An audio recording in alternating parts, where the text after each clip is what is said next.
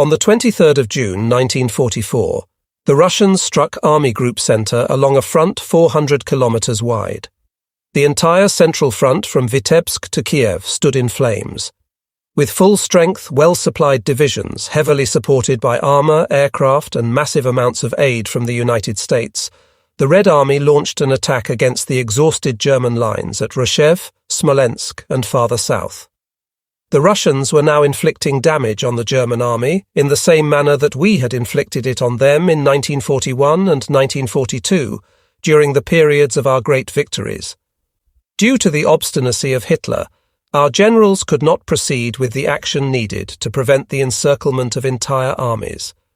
Offensives on an enormous scale cut through our foremost lines, raced deep into the hinterland, and cut off vast numbers of men and material, forcing mass surrender or annihilation of the ensnared units. In the Bobruisk pocket, far south of our position at Yuknovo, the trapped divisions were defeated and annihilated.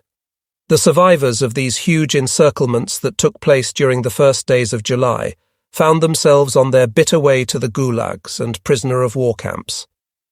The reasons for the collapse of the Central Front were clear. We simply had too few soldiers, tanks, and resources to hold the enormous areas to be contained in the east, and our Supreme Commander in Berlin refused to accept this reality. There now existed no divisions possessing the strength of our units that had won earlier victories. From the regiments that originally were composed of 3 battalions, there were now only 2 greatly weakened battalions remaining. The pioneer units and the artillery regiments were likewise weakened, having suffered severe losses in combat or having been stripped of personnel to serve as infantry. In Germany, within the Reich itself, again and again new divisions were raised in attempts to hold the many fronts against an ever stronger enemy. But the old divisions, those that had been on the front since the beginning, never received full replacements for the vast losses that had occurred over the years. One of the most serious problems that faced the Lancers at the unit level was the fact that most of the experienced officers and non-commissioned officers had been killed or had suffered serious, debilitating wounds at the front and were no longer with us. Moreover, the Wehrmacht never fully developed or learned the tactics and methods of retreat. The German soldier was taught to view retreat solely as a defeat, with no advantages forthcoming. Even in the early years in the Reichswehr, the study of retreat, to include using this often necessary tactic to our advantage, was discouraged. After 1936, even the lesson plans for the teaching of a fighting withdrawal were stricken from the curriculum. Attack and halt were the only 2 methods of warfare hammered into us. In this regard, the Wehrmacht had entered into the war unprepared. The collapse of Army Group Center in June and July resulted in chaos. This was clearly exhibited by the countless units observed on the roads and bridges, fleeing to the rear seemingly leaderless and without direction, while other weakened units attempted to make their way through the mob toward the front to engage the onrushing enemy. Some battered units were overcome with panic, and they streamed toward the west on foot and in vehicles of every description. The confusion, the panic-stricken Lancers, the jamming of all movements along the passable roads, would earlier have been considered as an inconceivable scenario, but the collapse of discipline and order had become reality. The Russians were able to increase the turmoil and confusion through constant attacks with their air force, which bombed and strafed all roadways and rail lines, leaving shattered, demoralized fragments of once proud regiments strewn in their path. The strategic reserves were unable to make their way through the chaos to the front and remained jammed in the tangle of vehicles and men. The movement of entire units had become impossible, and the highest commander, to whom credit for the catastrophe should be awarded, was not present to witness what his decisions had wrought. As always, the soldiers in the field bore the brunt of these mistakes and paid with their lives. Army Group North was impacted by the collapse of the Central Front, as was the XXX Army Corps to the south. At the end of June, the enemy right wing broke out of the heights before Polotsk. The 132d Infantry Division was holding a wide sector of the front before Yuchnovo-Moskachevo and the Velikaya sector. During the night, 28th–29th of June, a police security regiment moved forward to relieve the battered Lancers holding the positions of the 1st Battalion, Grenadier Regiment 437. With 60 men remaining in the second company, we crawled from our defences in the swampy ground that we had held for weeks against overwhelming numbers of the enemy opposite us. We marched past the destroyed tank from the winter battle, its sides now streaked with rust and the hatches frozen open like gaping wounds, and we slowly wound our way along the splintered and scarred corduroy road through the swamp. Mess tins, entrenching tools, and assorted equipment rang softly on the steel helmets hanging from our belts, and the Ivans sent departing shots after us. 5 kilometres behind the front, the battalion mustered at the edge of a small wood that offered a semblance of concealment from the ever-present aircraft. Our company spis, Novotny, supplied us with warm food and other small items that we had been unable to receive during the weeks we had been on the line. We spent several hours sitting along the edge of the road or lying beneath the ragged pine trees, relishing the first warming rays of the early morning sunshine. It was a luxury once again to be able to stand erect without danger, once again to enjoy freedom of movement without the fear of meeting a sniper's bullet. The obligatory schnapps bottle made its rounds. The younger and less experienced Lancers, recent arrivals to the weakened company, rejected offhand the burning, home-brewed drink that left us with an unaccustomed tingling in the throat.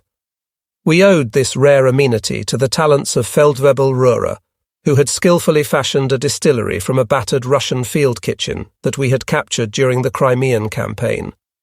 The stove had been modified for our use with a complicated tangle of copper tubing and bits of rubber fuel lines, and had been fed a diet of potatoes and rhubarb gleaned from abandoned villages or captured from partisan caches. As we passed the bottle, we felt an instinctive bond that only the survivors could know. Together we had known wind and heat, life and death. We had experienced hails of bombs and shells. We tended our wounded, buried our dead, and moved forward to the next encounter, knowing that eventually we would meet the end of our journey.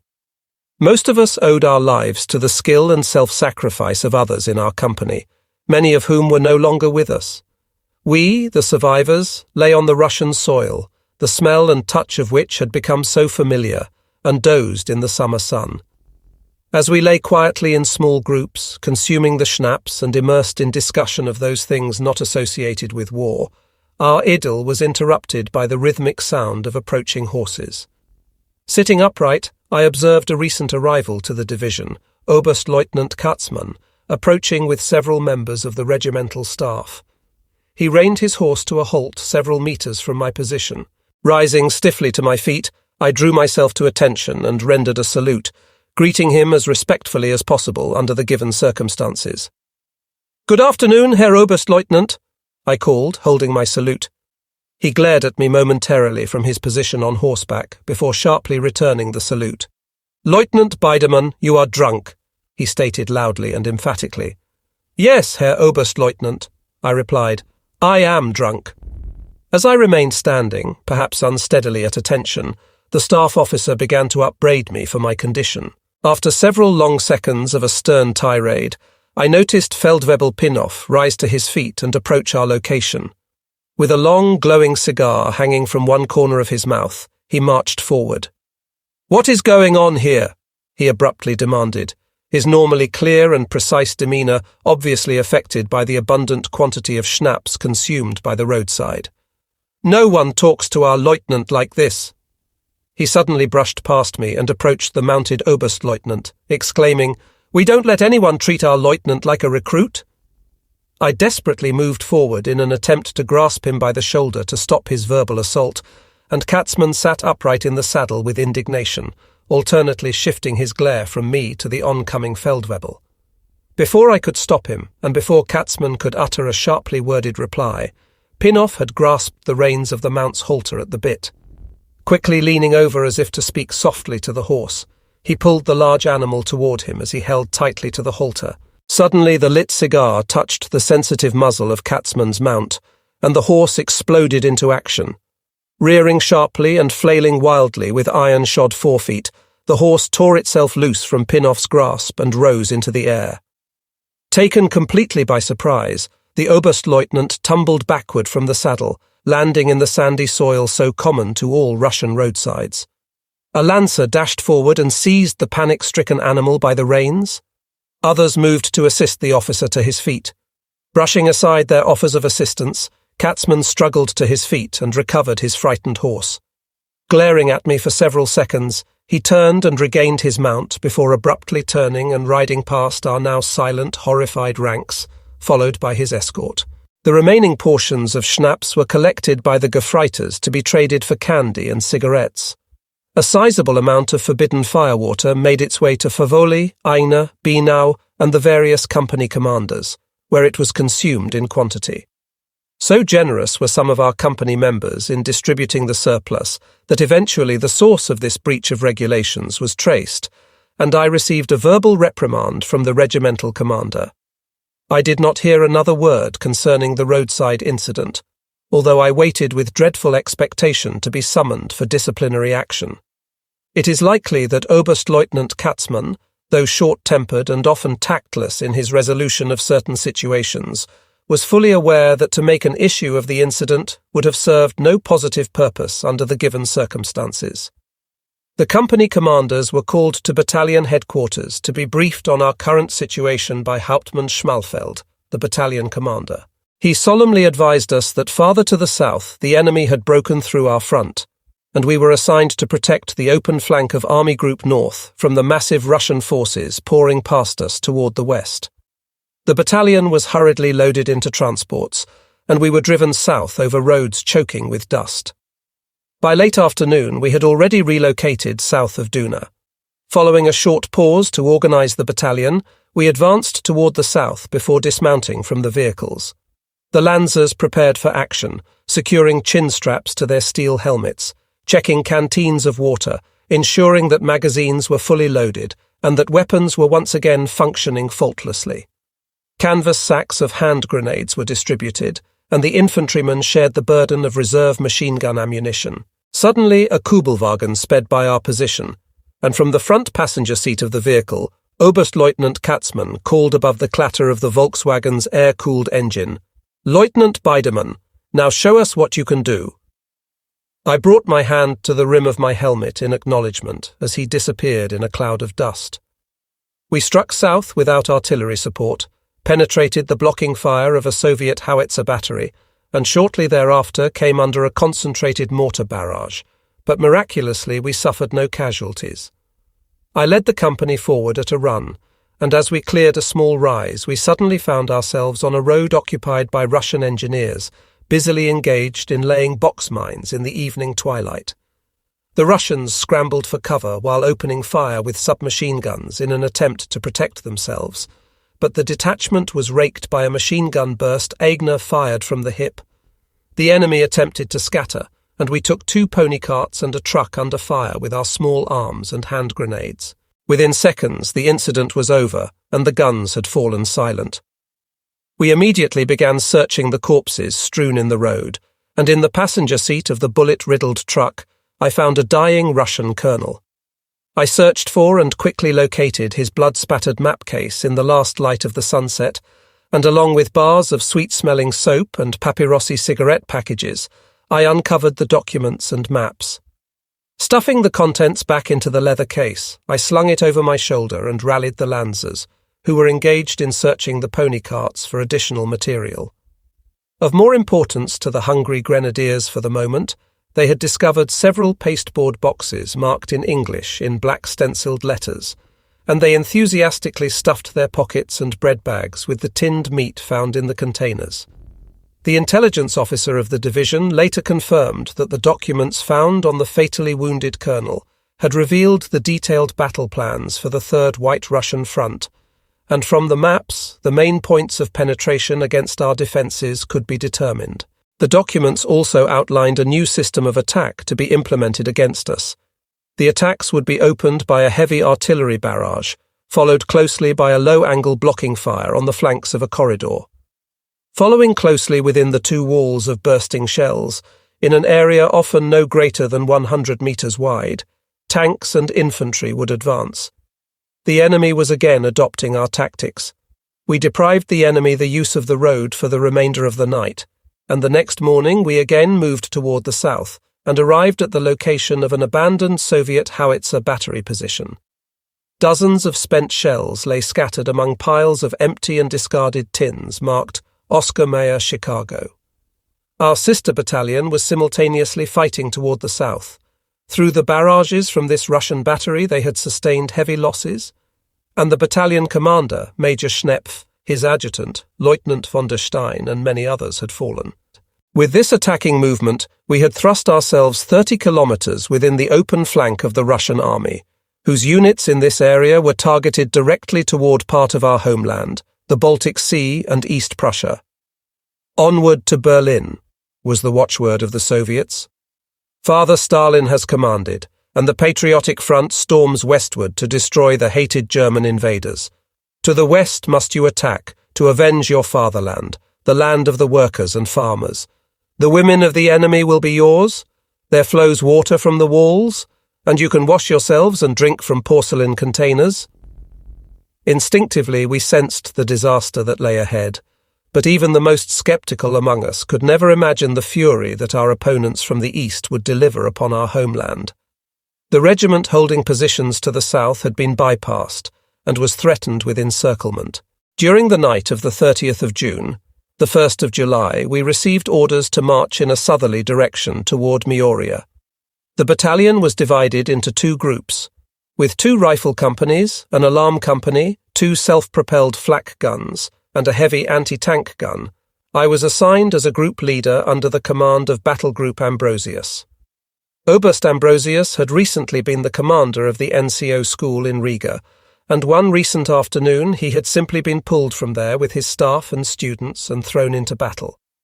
This front, like so many others we had experienced, could be only thinly defended, and even then defence was limited to specific, strategically important sectors.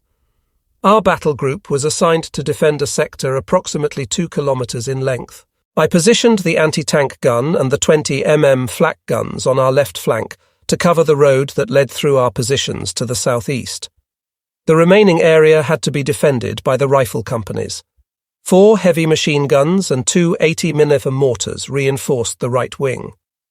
With the rising sun, the Russians probed our positions in company strength. In the early afternoon, heavy artillery rounds began to fall in our sector, and we soon found ourselves under a torrent of shells that abated only when the enemy attempted to penetrate our positions again. We clung to our line through the 4th of July, when the Russians plunged through the positions south of our right flank. The 1st Company, holding our southern sector, was compelled to counterattack in an attempt to close the penetration, and the company commander was among those killed in this action. At 1400, our radio fell silent. We were no longer able to establish contact with Oberst Ambrosius and his staff of academy instructors in Mioria. A reconnaissance platoon from my old company was dispatched in the direction of our right flank in an attempt to contact them, and they returned only to report that they had observed the town to be occupied by Russians. Our battle group continued to hold its positions, despite the repeated Russian attempts to break through the left sector with infantry reinforced with armour. In the evening twilight, as the Lancers lay behind their weapons, I crouched together with the radio operator who, bent over his communications equipment, vainly attempted to establish contact on the old frequency. "Mina, Mina, please come in. Mina, please report." As darkness settled over us, I received instructions, relayed through the forward observers of a 150 mm artillery unit, to pull back 5 kilometres north-northwest. We feverishly organised for the withdrawal, and under cover of night we abandoned our positions. Leading the way was one of our self-propelled flaks, the chassis piled high with members of the rifle company. The remainder of the rifle company followed with the anti-tank gun, the additional flak, and, bringing up the rear, the other 2 companies. I joined the rear guard with 2 groups from the 2nd Company. The concise orders had demanded that we withdraw at exactly 8 p.m. without leaving a rear guard in the positions. Prior to our movement, more fire was exchanged, with infantry weapons and the 2 heavy machine guns firing tracers into the darkness. As we departed, the Russian mortar platoons fired sporadic salvos that impacted behind us. They received no reply. We followed a trail through a thickly wooded area that eventually turned north. Just prior to 2200, we arrived at the eastern outskirts of a burning village. The forward element came to a halt, and I hurried forward. After assessing the situation, we realized that we were now encircled, and that we had no time to lose if we were to survive. From our location, we could observe the village swarming with Russians, silhouetted against the fires that illuminated the area in a ghastly light. Near the edge of the forest, about 100 meters from the first burning house, I stood next to the gunner of the 20mm. Eigner had rested his machine gun across the fender of the vehicle and was prepared to fire. The remainder of our group remained behind us, hidden in the shadows of the forest. After a moment's hesitation, we moved forward and passed the village to the east, the flames from burning huts sending ghostly shadows among the trees. Despite the grinding of the engine that powered the self-propelled flak, we remained unnoticed as we left the Russians behind us and eventually arrived at a forest-covered swamp. In the dim glow of a field lamp, I could see that my map outlined the northern edge of the swamp, beyond which was only a blank quadrant, void of the information we now required. Nevertheless, I realized that even this poorly executed map exhibited more information than many of our units would have had of the area. We proceeded through the forest until we entered a small clearing in the canopy of thick trees. From a small rise, I looked toward the north and northwest, and at approximately 10 kilometers distance it was possible to observe a number of flares hanging silently in the sky. Russian aircraft had released them in preparation for a bombing run. There were the front lines. That must be our target as well. I advised the men of our objective, and we moved on through the darkness. A summer-fresh sunrise brought a new day, the 5th of July, 1944. The first morning rays danced on the meadows and wheat fields of a softly undulating landscape as we departed the perimeter of the forest. Barely 100 meters distant, a hill came into view, on which was perched a primitive wooden shed. I cautiously approached the structure with the point element, intending to brief my second-in-command of our next movement. Barely 30 meters from us, a tall Russian major suddenly sprang from the waist-high wheat with a drawn pistol and shouted in broken German, "Surrender, Fritz! You're surrounded!" For only a heartbeat, the air remained still, and without warning, a burst from Feldwebel Ushakow's submachine gun soared across the major's breast. The air instantly filled with the roar of gunfire. Russian submachine guns fired on us from almost point-blank range. Hand grenades from both sides detonated around us, and we attempted to return fire while lying on the open ground. Still concealed in the forest barely 100 meters behind us, and yet unseen by the Russians, the first 20mm flak opened fire, the rounds snapping viciously through the air above our heads. We could clearly see the tiny clouds of grey smoke as they exploded in the field before us. The second 20mm was soon brought into action, and taken by surprise by this overwhelming firepower that had suddenly surfaced in their midst, approximately 100 Russians fled before us to take cover in a protecting depression. The rifle companies swarmed to the right and left of the road, plunging forward through the green stalks of wheat. With the flak guns and the anti-tank gun in tow rumbling along the road, we pushed frantically toward the north. The seriousness of our situation, made desperate by our short-lived firefight, was apparent to every member of our group.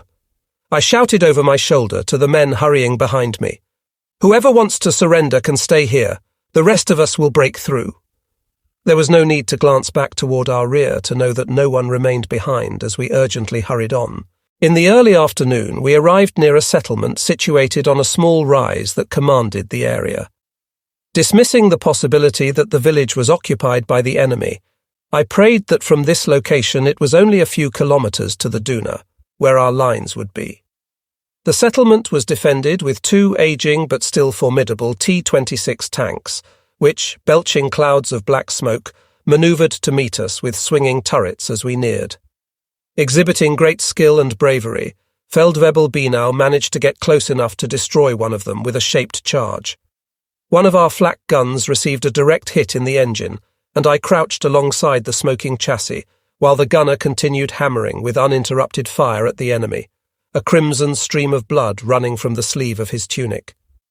The second Russian tank ground to a halt, and as the crew attempted to abandon the vehicle, they tumbled to the ground under a hail of our small arms fire. We rose from our positions and stormed into the village, screams erupting from our throats as we opened fire and threw hand grenades into the cottages.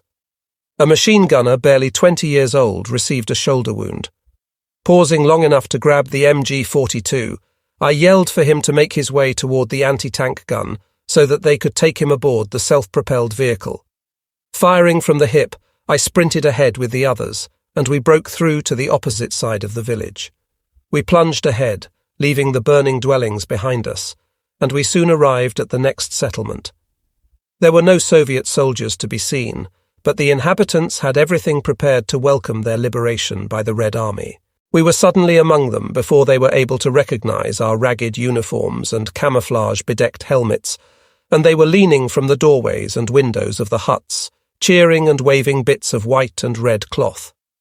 The women had prepared to greet their liberators with bowls of sweet cream, and the excited children stood nearby with wooden spoons. Horrified, they suddenly realized that the heavily armed arrivals were not members of the Red Army, but were the enemy. Exhausted, hungry, and in torn uniforms caked with mud and sweat, we quickly downed the food and drink intended for our antagonists, otherwise ignoring the terrified inhabitants. As the sun descended on the horizon, we made our way closer toward our objective. Suddenly, from our right flank, we received a burst of machine gun fire that snapped harmlessly overhead, and in the distance along the edge of the road, we could make out the distinctive helmets of a heavy machine gun crew crouching low behind their weapon. Our hearts pounding with elation, we drew cautiously nearer, calling to them in German. As we neared, they gazed at us with wide-eyed astonishment. While attempting the breakthrough back to our lines, the men of the rifle companies had requisitioned or captured pony carts into which the machine guns and wounded were now loaded. Some of the men were marching barefooted, their worn-out boots hanging across the backs of the horses. The uniforms were in tatters, white bandages stained with red-brown standing out starkly as a testament to the battles we had fought. The exhausted group entered the positions of the Oberst, who had been assigned to defend Mioria. Surrounded by officers of his staff, he stood in an immaculate uniform next to a table at a small crossroads. A tent had been erected in the background. On legs trembling with weariness, I reported the return of my unit. A large map was spread on the table, and I attempted to show him our route of retreat. For 3 days and nights we had been constantly on the move, without a moment's rest, and my eyelids grew heavy as I directed him across the map. Suddenly and without warning, the colonel began roaring at me in a manner such that I had not heard since the war school. I became instantly wide awake. As he berated me for my appearance and bearing, I found myself resisting the urge to toss the table and the map at him and the surrounding officers, some of whom were glaring at me grimly. Others appeared to suffer embarrassment at the outburst.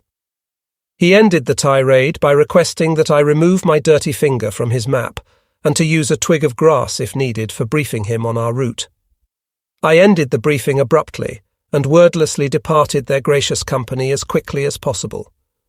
I returned to the ragged column of Lancers standing in the dusty roadway, and we moved on. Despite our immense relief at having returned to our lines, we were overcome with an intense longing to be back with our old regiment, to be again in the company of our family. We were attempting to find the route to our unit when we spotted an artillery carriage with the circular tactical insignia of our division, and we knew in which direction we must march.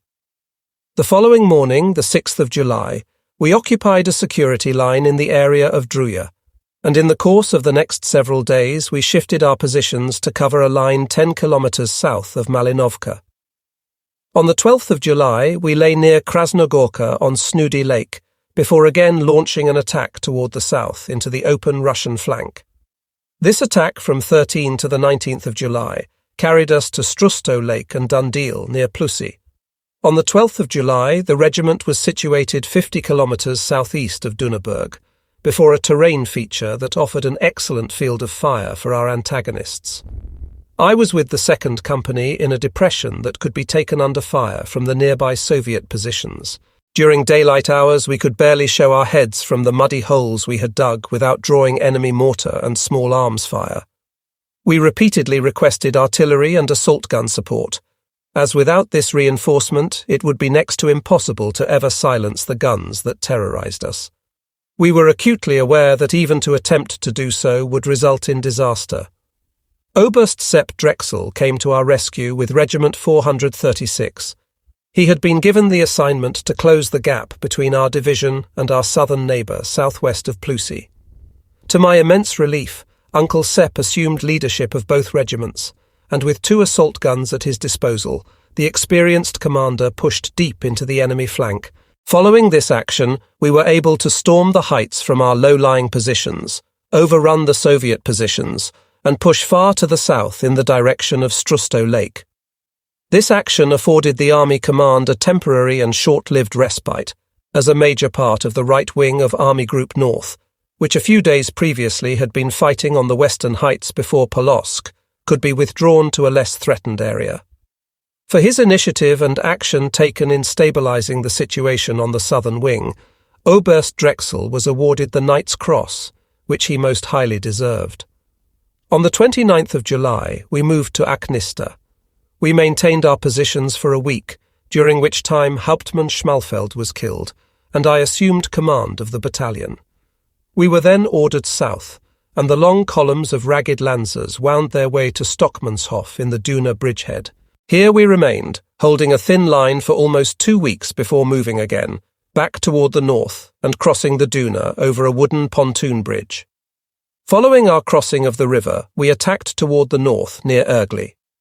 On the 20th of July 1944, Count Klaus von Stauffenberg placed his bomb in the headquarters of the Führer to destroy the Brown dictator. Repercussions of this assassination attempt, the attentat of the supreme commander of the German Wehrmacht and the greatest warlord of all time, were felt even on our foremost lines of the Eastern Front. Our decimated companies had been engaged in constant battle since the 30th of June 1944. The opportunity to sleep, to close our eyes and momentarily escape the horror, came by the hour, by the minute, by the second. We remained drained and exhausted. The environment had ravaged the Lancers physically and psychologically. The front demanded that each individual fight to survive from minute to hour. Then, in addition to the adversity and losses we were experiencing, came the news of the assassination attempt. Simple words cannot express the thoughts we held at the news of the attempt on the life of Hitler. For years we had continued to fight bitterly for the survival of our homes and our families. But as the rumours of the actual situation in our homeland increased, combined with the exhortations of the political leaders far from the guns, we began to further question the integrity of our leadership in Berlin.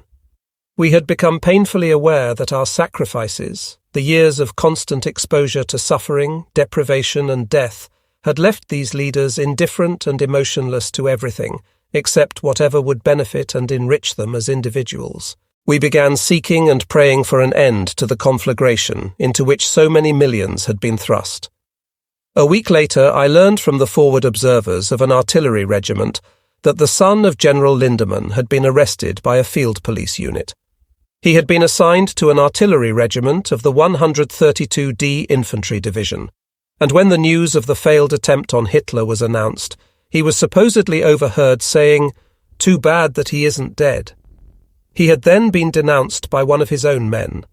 It was confirmed that General Lindemann, our former commander, was a member of the resistance group, and it is highly likely that the arrest of his son was the result of the so-called Sippenverhaftung that was carried out zealously and without mercy by the men of the party. General Lindemann was an officer of the old school, an excellent leader of troops who had the refined mannerisms of an aristocrat. While serving as division commander, he had gone to great lengths to ensure that his troops received the best available care, and he had exhibited the most meticulous professionalism throughout the offences at Feodosia, Kerch and Sevastopol. He had always ensured that artillery, Luftwaffe and all additional means of support were arranged and carried out to the utmost degree possible in order to reduce casualties. Several times during the fighting at Gaitolovo, he had risked his reputation and career by insisting that a delay or a rescheduling of an attack be implemented, in the face of much opposition from the higher command, after a careful study of the situation. This may have cost General Lindemann some prestige in Berlin. However, it certainly reduced the number of casualties that might have been incurred while ensuring the same successful results. It was also while under his command that the great Soviet offensives at Smyrna and Lake Ladoga were broken. And now it was revealed to us that General Lindemann was a member of a resistance group. From that moment, all reason for self-sacrifice, for loyalty to the country and to the National Socialist government, all the reasons with which we were constantly imbued for making the sacrifices on the front would be forever in question. This one act, more than any other factor, revealed to us that the war was lost. The knowledge that a number of our most talented and trusted military leaders would attempt to kill our head of state, albeit a ruthless dictator, proved to us that militarily we could not win against the massed, combined might of the Allies. The one remaining factor that steeled us to fight ever harder was the knowledge that our Soviet enemy would show no commitment to civility or to the common laws of humanity should they invade our homeland. The other outcome of the attempt on the Führer's life was that it could not be denied, regardless of the lengths taken in justification, that Hitler, the one-time idol of millions, became in the eyes of many nothing more than a dictator in brown who would take any sadistic and brutal measures against his political opponents. Our own commanders in the field, to whom we entrusted our lives and who controlled our destiny, fell among the ranks of his victims as well. In the eyes of the soldiers, the aura of the Führer was destroyed. The explosives placed by Oberst Count von Stauffenberg did not kill the dictator, but the act undermined, if it did not destroy, the idolatry that had been so carefully instilled and nurtured by the government throughout our youth. For some time there had been National Socialist political officers assigned to military units. In the previous months and years, hardly anyone within the ranks on the front had taken them seriously. In the beginning, they were usually experienced, trusted veterans of the frontline units who, because of serious wounds, were no longer able physically to serve in the lines. Nevertheless, as the fortunes of the war began to turn, it became apparent to us that they increasingly came to resemble their counterparts in the Red Army, and they came to be known among the Lancers as Politruks. Following the 20th of July assassination attempt, the military salute was changed. The traditional salute, universally recognized as bringing the hand to the cap visor or rim of the steel helmet, was now forbidden. Reichsmarschall Hermann Göring, the highest-ranking military officer of our nation, deemed the Nazi Party salute as more appropriate for demonstrating the loyalty of the Wehrmacht to the ruling system. This party salute, the thrusting of an outstretched right arm forward, was observed with contempt and resentment by soldiers who honoured military tradition, and the order was taken as an insult by those who valued high standards and character. Indeed, in the eyes of the soldiers, the mandated use of this salute served to implicate them, to identify the soldiers with those enthusiastic members of the party who had developed a talent for sitting out the war at home, and it represented those who were now to be held in such contempt. Even prior to this order, within the military environment, this salute had been regarded as ridiculous and impractical. Following the order, it was not uncommon to observe entire companies carrying their mess tins in their right hands to avoid being compelled to demonstrate their loyalty to the party. In view of the circumstances we were facing on the front, our concern for the politics of the attentat was short-lived. The average soldier on the front was so immersed in the difficulties of survival that little time was spent on brooding over its consequences. In later years, among circles of friends, we revealed to one another that the entire affair caused not a tear to be shed among us. Any sympathy for politicians, regardless of the situation, had been eliminated through years of deprivation and suffering on the front, and during the endless months and years of captivity that followed. Above all, however, we were bound to our duty by the oath we had sworn as soldiers of Germany, to swear, with weapons in hand, to defend our country even to the sacrifice of our lives. Not even a change in command or policy could free us from this oath. The attentat was not necessarily considered by the soldier to be a betrayal, as through the natural course of events on the front, we had come to place our loyalty with our own, and thus differentiated between the armed forces and the brown-clad leaders in Berlin. It was 15 years later that I learned the story behind the death of our general, who, in my mind, had served as an extremely brave and talented division commander, a fine officer, and an unforgettable leader in the memories of those who knew and served under him. The report of what had occurred was generously provided to me by the general's son and his widow, who had received the information in a letter from Frau Dr. Charlotte Pommer of the Staatskrankenhaus in Berlin. The general had taken refuge in the home of an architect in Berlin, a deed for which both the man and his wife paid with their lives. The government of the Reich had placed a bounty of 500,000 Reichsmarks for information leading to his capture, and the Gestapo was set in pursuit. According to the former German Red Cross nurse Gertrude Lux, General Lindemann had been shot by one of the Gestapo officials who brought him to the State Police Hospital, Berlin NW 40, Scharnhorststrasse 13, on the 3rd of September 1944. This particular official wore a ring bearing the initials AT or TA. She was informed that these security service officials, while serving under the direction of Kriminalrat Sade, had entered the residence on Reichskanzlerplatz in which General Lindemann was hiding. After their arrival, the general managed to lock himself in a room on the uppermost floor and then attempted to climb out the window onto the roof. The Gestapo official managed to kick in part of the door and quickly fired 2 shots toward the figure as he was attempting to climb through the window. At this point, the general obviously collapsed, and the official then asked if he had been hit, to which Lindemann replied, "Yes, I think twice." At 14:30, the general was brought to the hospital with a gunshot wound in his abdomen and a flesh wound in his upper thigh. The hospital staff was instructed to care for the wounds he had received during his arrest, and the handling of the patient was classified as top secret and was to be dealt with accordingly. While preparations were being made to care for his wounds, he took a seat on a stool and was then placed on an operating table where his right wrist was secured. He expressed concern about the binding of his hand, and it was explained to him that the precaution was normal procedure prior to surgery. An anesthesia was then intravenously administered, and as he slipped into unconsciousness, the general spoke in a loud voice, "I am General Lindemann. I am innocent. I am dying for Germany. Please greet my wife." The operation, which lasted 100 minutes, revealed that the colon had been penetrated twice, causing poisonous leakage that later infected his internal organs. The flesh wound in his upper thigh was tended as well. Following the operation, he was taken to room 116 of the surgical unit, where 2 Gestapo officials remained constantly on watch. While he was still under narcosis, both his hands were bound to either side of the bed. It was then arranged that an interrogation would take place when his condition would permit, and he was strong enough to withstand questioning. On the following day, the condition of the patient was much improved.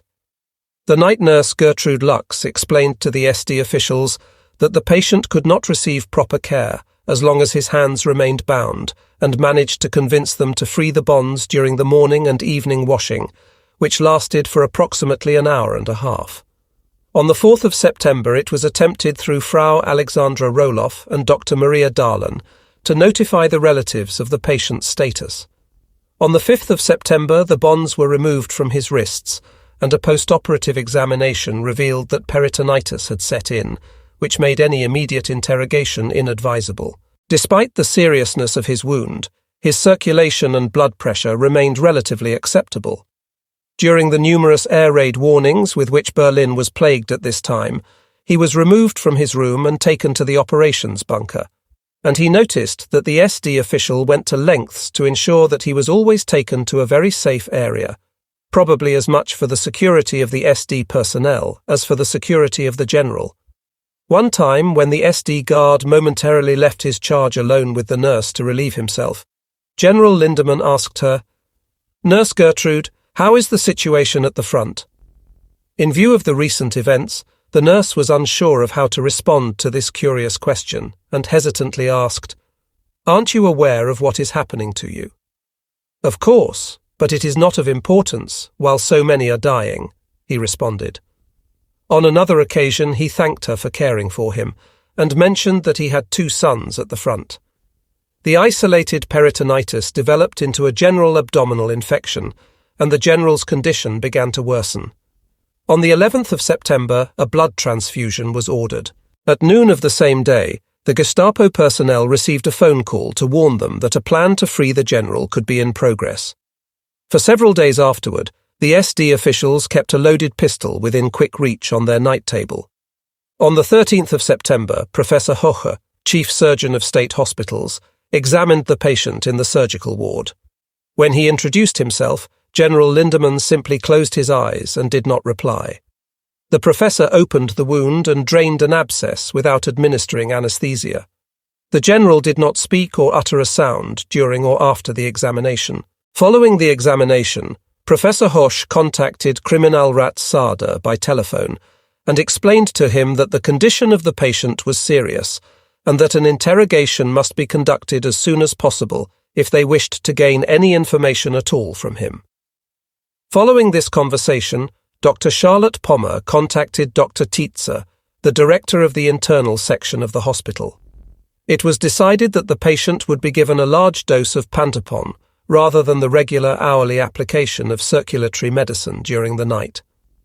This decision was never put into effect, as approximately 1/2 hour later, more Gestapo officials appeared and interrogated the general for a period of approximately 2 hours.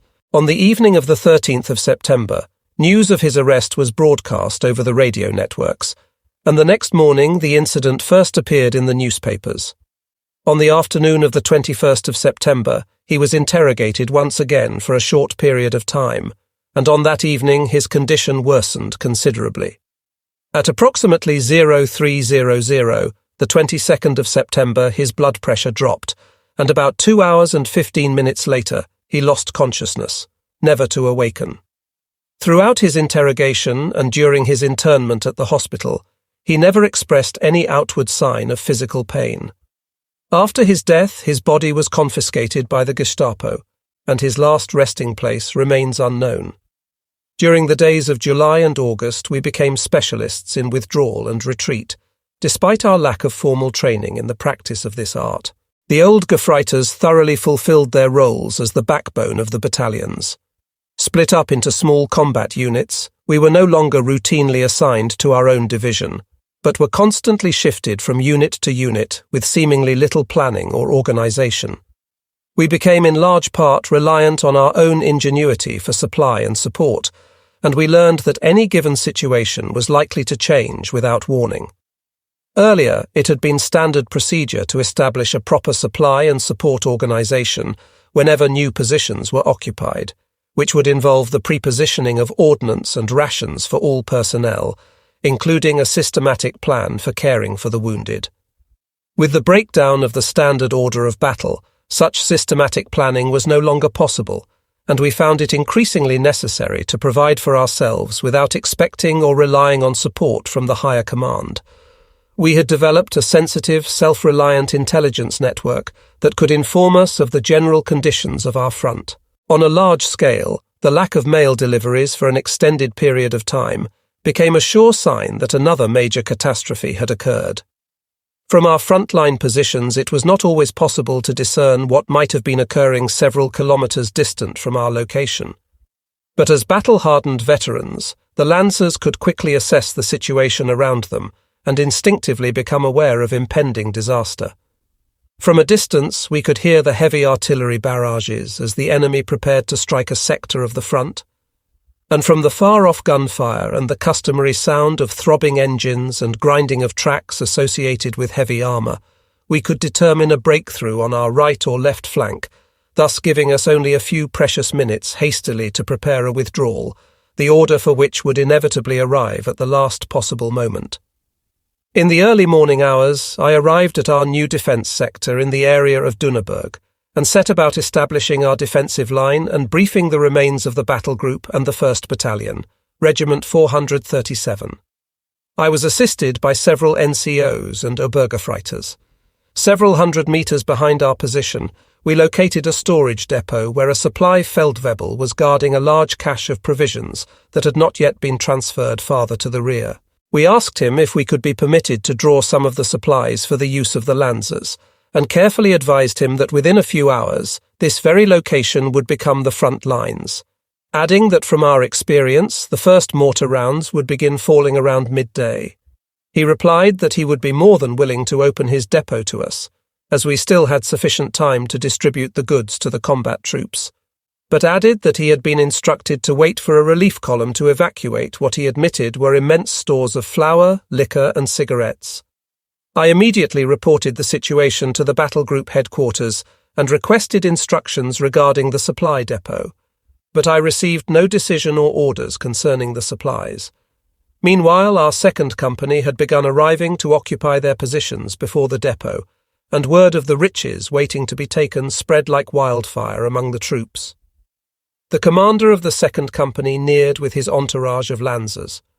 As the supply Feldwebel hedged and hesitated, platoons of infantrymen began approaching in bleached, ragged uniforms and battered camouflaged helmets shielding their unshaven, sunburned faces.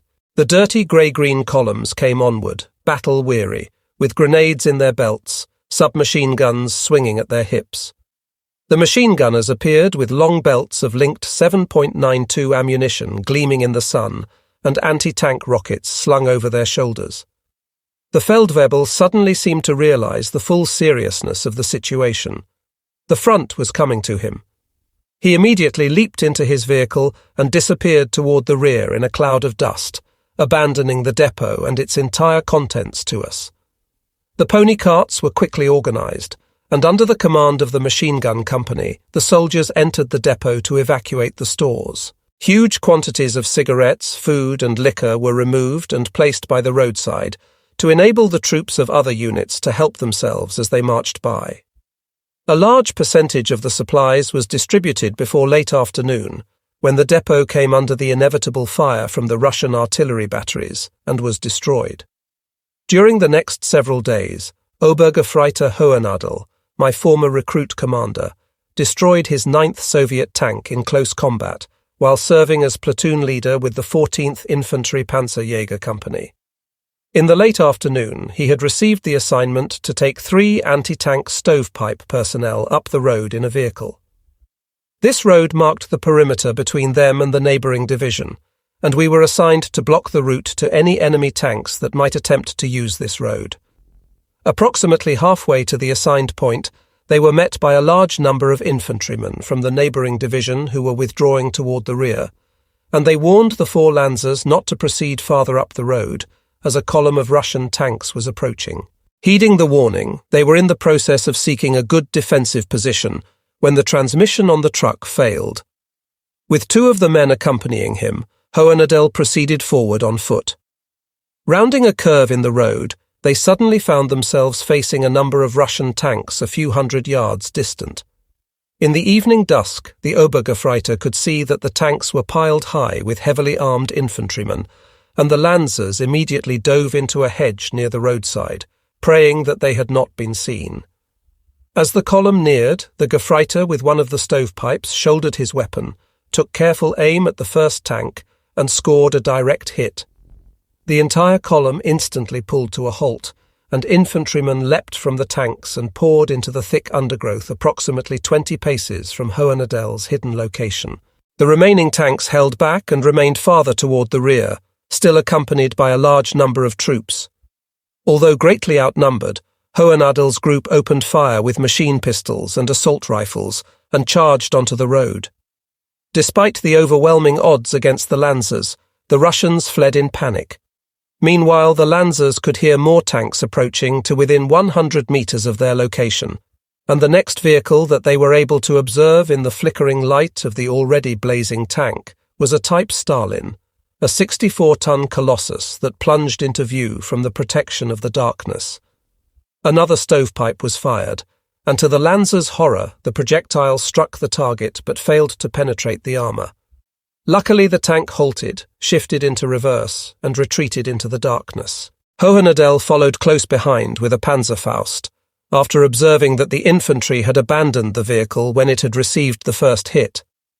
Making his way to within a few meters of the enemy vehicle, he fired the Panzerfaust at point-blank range. The head of the projectile penetrated the thick steel wall and detonated within the tank. It quickly began to burn, and explosions from the fuel and ammunition soon followed.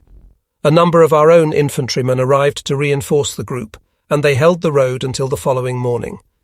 This allowed enough time for the engineers to destroy an important bridge behind the tiny force, and with that move, the enemy's attempt to drive a wedge between our two divisions along this road failed. Midsummer 1944.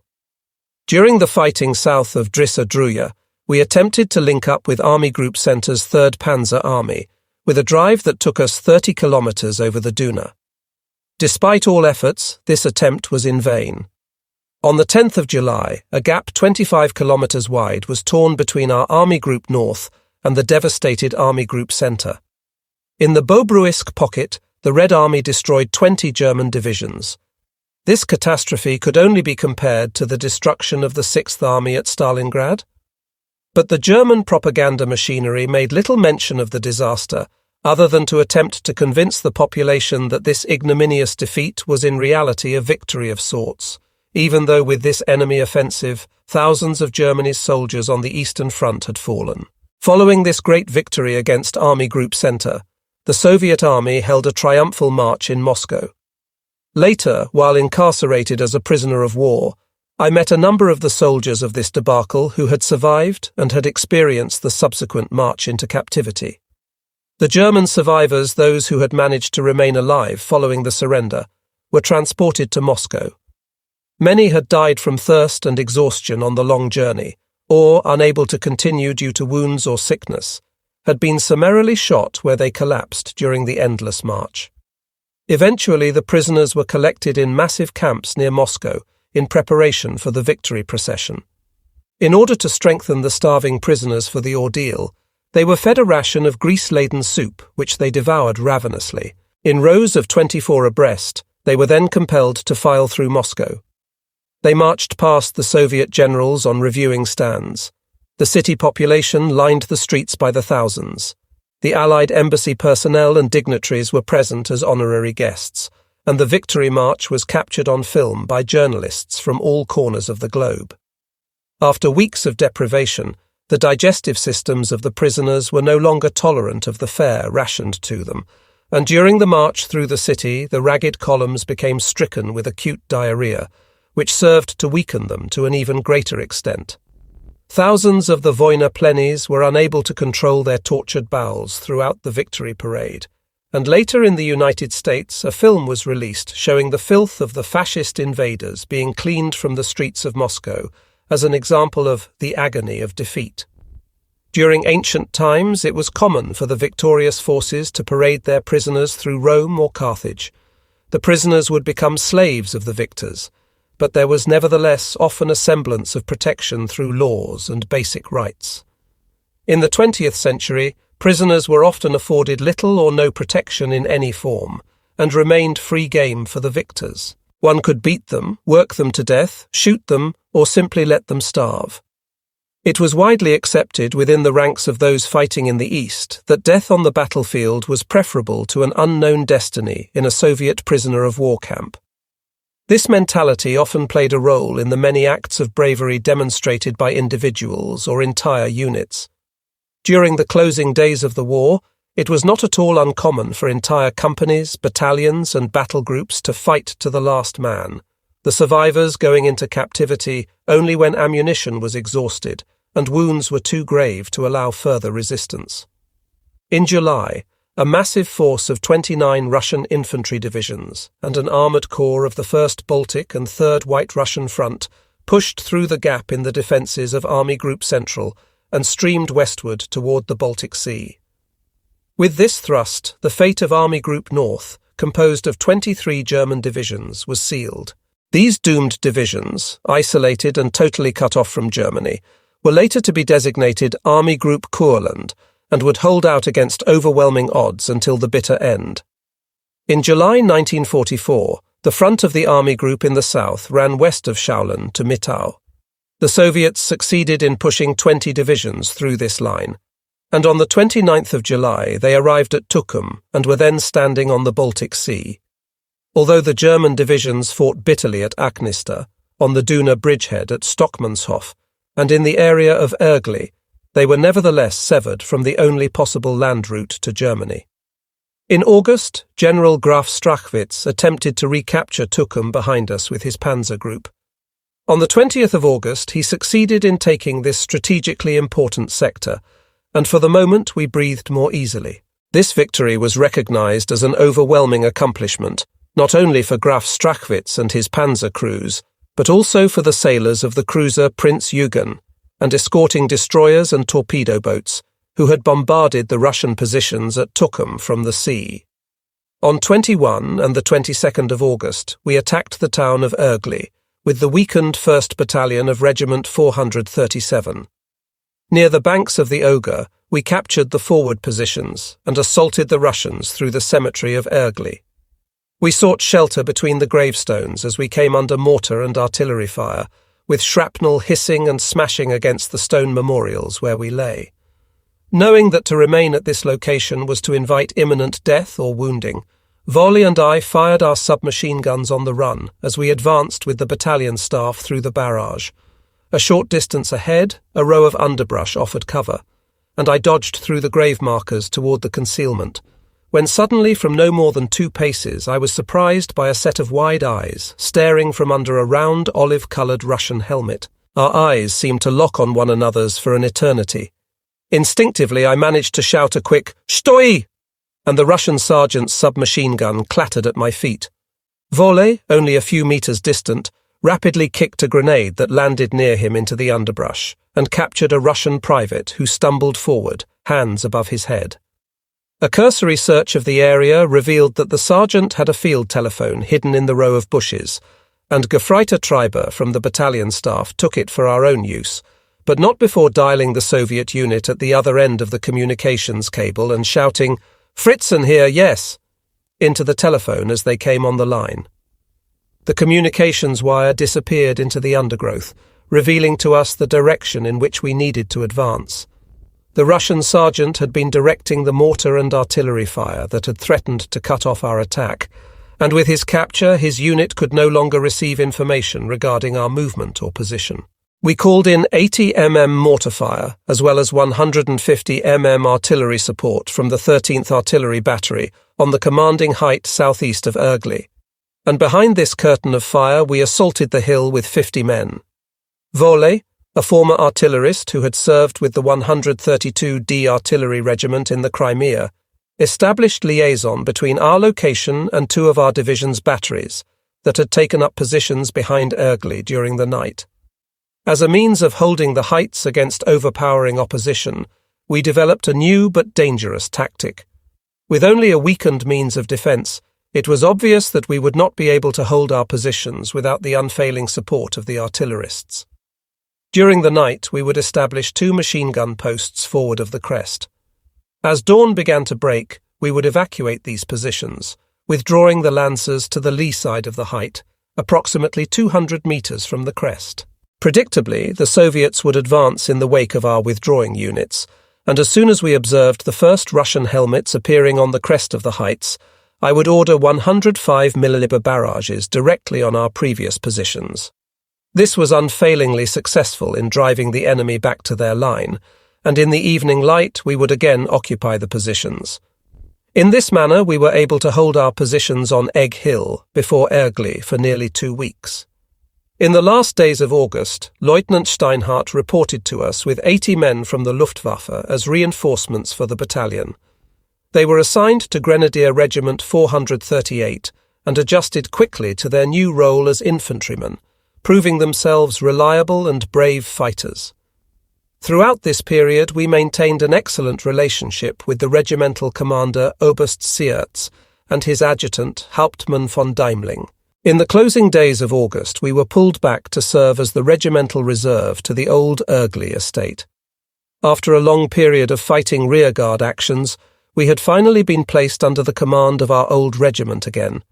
It was now commanded by one of the old hatchets from Regiment 436, Major Oxner. He had heard of our defence of Egg Hill, and he approached us as I and 120 men from the battalion lay resting in the churchyard of Ergli. He greeted me warmly, and with his arm about my shoulders, we spoke briefly of old times that we had both enjoyed with the regiment. It remained unsaid, but we remained fully aware that in all likelihood we were approaching our last and final battlefield. As we spoke of so many of our comrades that now lay buried in Russian soil, he paused long enough to gaze on the tattered, filthy survivors lying on the earth exhausted, and with moist eyes he suddenly turned and departed. The days of the Heldenklau descended on us. The rear support personnel were being rounded up in ever greater numbers and pressed into service as infantry. Luftwaffe personnel, still wearing their blue-grey uniforms and without a single day's training in infantry tactics and only cursory instruction in the use of automatic weapons, found themselves reporting to us, fully unprepared, yet willing to face an ever-stronger enemy. For those in the rear, far from the Russian guns, the term transferred to the infantry had taken on a new, ominous meaning. The threat of serving in the front lines, where the mortar and artillery rounds burst, where snipers considered killing the unwary as a rewarding but deadly sport, and where men slaughtered one another routinely from almost within arm's reach, was enough to make the blood run cold in the veins of many a rear echelon warrior. The phrase punitive transfer was heard among the troops more often. This term was regarded with disgust and contempt by the older infantry veterans and survivors of many battles, and the practice as a penalty for a perceived or real infraction served to promote ill feelings between the battalion veterans and those troops who had been transferred to us for disciplinary reasons. As that became more commonplace, the professional infantrymen were obliged to ask themselves if the years spent in the foremost lines, the deprivations suffered, and the horrors experienced had been regarded as nothing more than a disciplinary action. There was one Generaloberst in particular whose highly esteemed rank insignia could, in the minds of those who had personally experienced his peculiar style of leadership, only be credited to the Golden Party badge he wore, and to his philosophy of placing his loyalty to the National Socialist Party above his loyalty to the troops whose lives were entrusted to him. Generaloberst Schörner made a practice of punishing Lansers, non-commissioned officers and officers with immediate transfer to the infantry for any insignificant infraction. It was generally agreed that this high-ranking gentleman obviously understood nothing of the code of honour held by the German infantry. By sending offenders to the infantry as a form of punishment, he contributed to the degradation of the soldiers' willingness to sacrifice themselves for what they had been taught was right and just. One evening, a non-commissioned officer, trained as a weapons specialist, reported to me for duty from battalion headquarters. He informed me that he was reporting as ordered by the Generaloberst and was to be demoted in rank and placed in the foremost lines. The following day we received the punitive report carefully printed as an official document bearing the letterhead of Army Group North, signed by the Generaloberst with an oversized S as the initial for Schörner. This highly trained Feldwebel had been a precision toolmaker by profession, had attended the Army Weapons School, and as such could be considered an irreplaceable asset to his battalion. The Generaloberst, so he explained, was not concerned with how the battalion would keep its machine guns and assault rifles in repair, but with the idea that discipline must be maintained and that infractions would be severely punished. The perceived infraction had occurred when this Feldwebel was en route to a rearward weapons depot to obtain urgently needed parts for his unit's weapons. He had been riding on the running board of a regimental vehicle when he observed a high-ranking general at a crossroads, and he had dutifully leapt from the vehicle to report. He removed his pipe with his left hand and held it at his side as he rendered the customary salute. He was unable to put the pipe in his uniform pocket, as it was lit and would thus burn his tunic. As he saluted, the general demanded to be shown the item he was holding in his hand. He showed the officer with crimson and gold collar insignia his pipe, and was immediately told to toss it away. The Feldwebel then dutifully tapped the pipe against the sole of his boot and quickly stuck it into his tunic pocket, an action that would have been considered perfectly acceptable by any reasonable officer. For this grave offence he was to be punished. He remained with us for several days at battalion headquarters, where he found employment repairing and refurbishing our battle-worn weapons. Almost 1 week later, I was approached by a one-armed staff officer who appeared unexpectedly at our headquarters.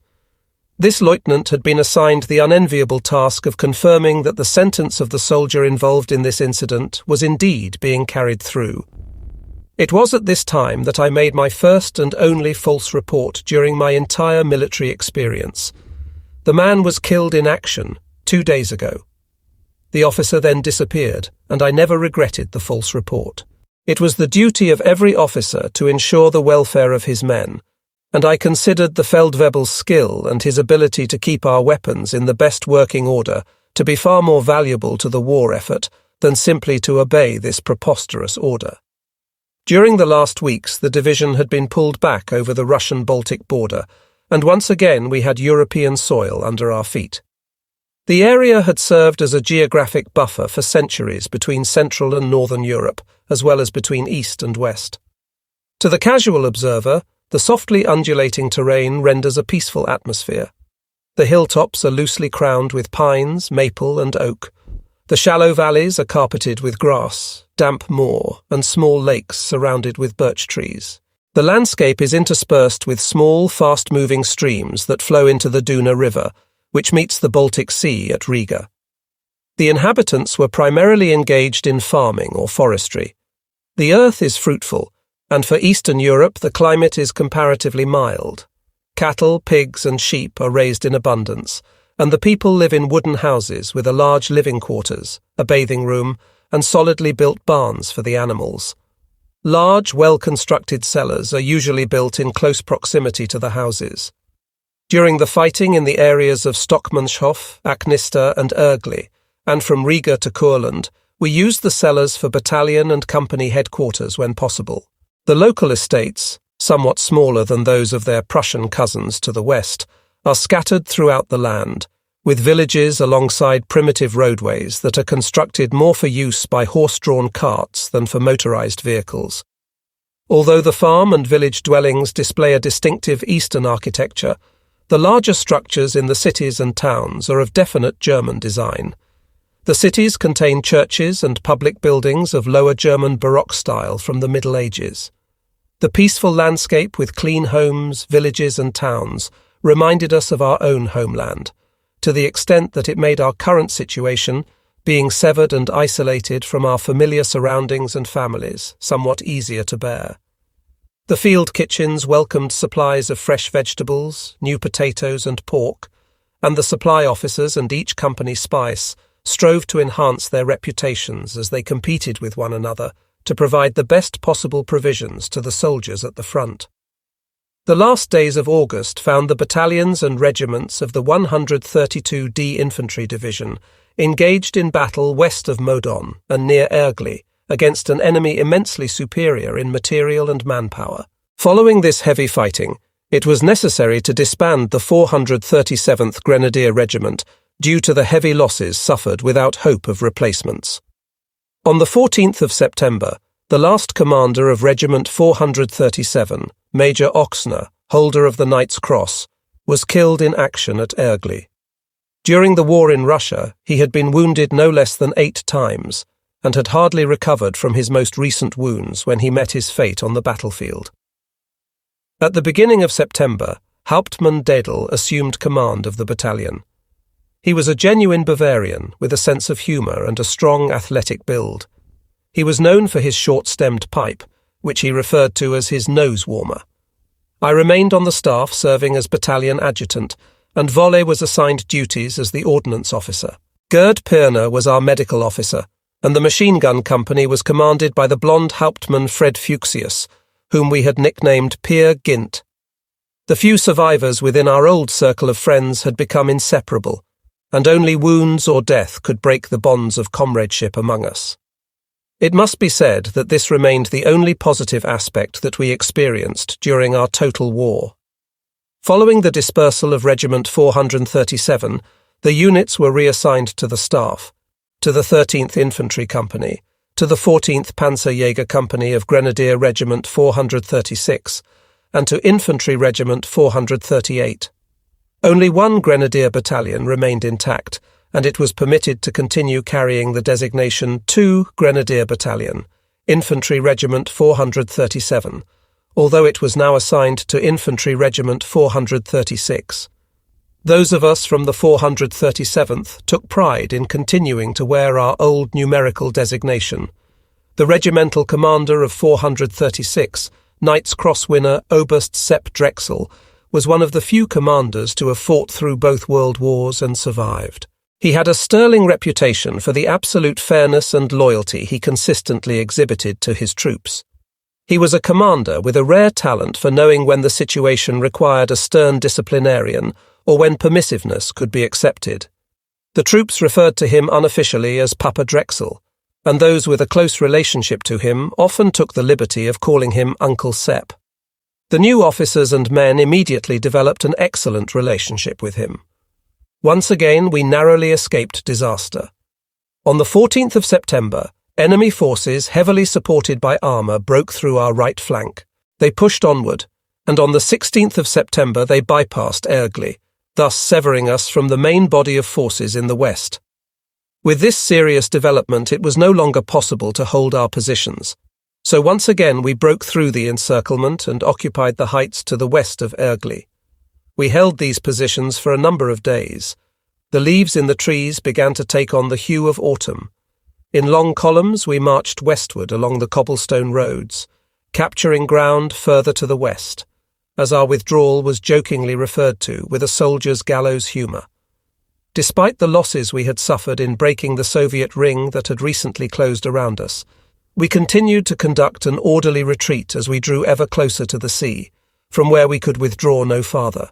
Far to the north, the Russians had launched their offensive at the end of September between Narva and Pleskau. This offensive forced the withdrawal of all German forces north of the Duna, and the plans for the evacuation of Riga were set into motion. The long march marking our final retreat to Courland had begun. Riga is the ancient seat of the Order of Hanseatic Knights. We were provided the dubious distinction of observing the once beautiful city at our backs, experiencing its death throes. The primitive roads were choked with the dusty columns of trucks and tanks. Lines of refugees with wagons and handcarts piled high with belongings filed through the Latvian capital day and night. The bellowing of confused and weary herds of cattle filled the air as they were driven westward over the brick-paved streets. The foreboding sight of Russian fighter bombers became a constant reminder of our dire situation as they screamed over the tiled rooftops, the five-pointed red star clearly visible on the shining silver fuselages. Autumn 1944 brought wind, rain, and cold nights. As we had so often experienced wherever the war had taken us, many of the roads had again become bottomless mires. Exhausted, incessantly hungry, and always cold, the men mechanically withdrew from one position to the next line of defence. The only relief from the hounding enemy would arrive with the setting sun, when the encroaching darkness would shield us from the relentless eyes of death. The enemy forces who quickly followed any withdrawal would fill the void after our departure, swarming in endless numbers through the towns and villages. The clusters of infantry piled high on the giant T-34 tanks, the raging artillery, and the low-flying aircraft would seek out our next line of defence, and again we would halt and turn to face our relentless pursuers. In October 1944, Operation Thunder, the final withdrawal of the German forces to Courland and the evacuation of Riga, was carefully planned by the staff of Army Group North. At the beginning of October 1944, General Major von Natzmer signed the order that would concentrate the German forces remaining in the Baltic region into our final battlefield. On the 5th of October, Operation Thunder was put into motion. As the operation was executed, the 132d Infantry Division held its positions southeast of Riga. Beginning on the 6th of October, an entire army filed westward behind us and marched through the city and over the Duna bridges. The army group was able to hold only a narrow corridor 45 kilometres long and 6 kilometres wide between Riga and Schlock, which offered the only passage to Courland. All refugees and military units withdrawing before the Red Horde were compelled to cross the Duna and AA within this stretch of territory. It was necessary for 2 divisions, plus a mixture of various splintered units, to pass daily through this gauntlet, which had been within range of indirect Soviet artillery fire since the first days of October. The operation was a masterpiece in terms of planning and organization, and this planning was composed by the able General Major Frankiewicz of the 215th Infantry Division. His forces provided 1,000 officers and men for organization and control of the columns, which slowly but methodically wound their way toward Courland. Some officers from the reserve were assigned to maintain control during the evacuation, and Gustl Hickel informed me later that stringent measures were taken in an effort to maintain a flow of traffic and to save as many lives as possible.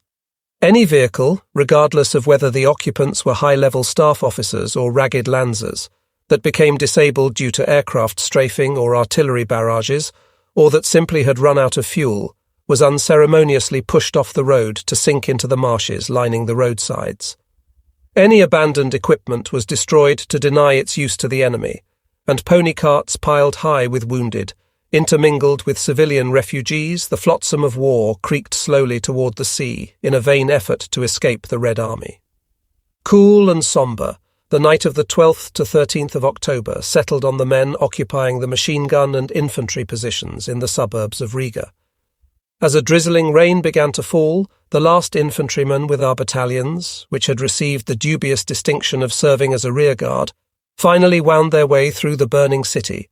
At the approach to the large Duna Bridge, General Wagner, commander of the 132d Infantry Division, stood silently together with Papa Drexel. They wordlessly observed the field-grey forms filing past, the steady rhythm of worn boots on the cobblestones, broken only by the occasional clank of a rifle barrel or submachine gun against a mess tin or helmet, hanging from the heavy leather field belts. The flames rising in the heart of the city from the opera house danced against a black sky, casting ghostly shadows on the grey columns treading over the ancient bridge as a once-conquering army withdrew in tatters. At exactly 0030, my column approached the Duna Bridge spanning the river, which appeared black and forbidding in the night. At the head of those troops entrusted to me to guard the battalion withdrawal, I knew we represented the last forces of the German Wehrmacht to cross from east to west over the Duna in Riga. Nearing the two solitary figures whose dim silhouettes were visible on the bridge against the flickering light of a dying city, I drew to a halt and saluted. After a brief pause, during which we watched the ragged column pass in silence, the last general, major, and lieutenant passed to the other side. It suddenly occurred to me that at this very spot 25 years earlier, Schlageter had stood with his cannon in a valiant struggle to prevent the Red Revolution from sweeping through the old Ordensland. At 0500, the dawn brought a wet and cold day. As the sun attempted to penetrate the thick grey horizon, an officer from a pioneer unit pushed the charging handle of an electric blast machine wired to the demolitions placed within the Duna Bridge. A gigantic ball of flame shot into the air over the river, and the atmosphere was rent by an enormous explosion as the bridge finally collapsed into the Duna, severing us once again from the Soviet army. Some 100 meters distant, a ferry carrying the last remnants of the rear guard was completing its crossing of the river. As the bridge sank into the swiftly moving current with a roar, large pieces of stone rained on the vessel, striking and severely injuring some of the withdrawing soldiers. Thus Operation Thunder had reached its ominous end.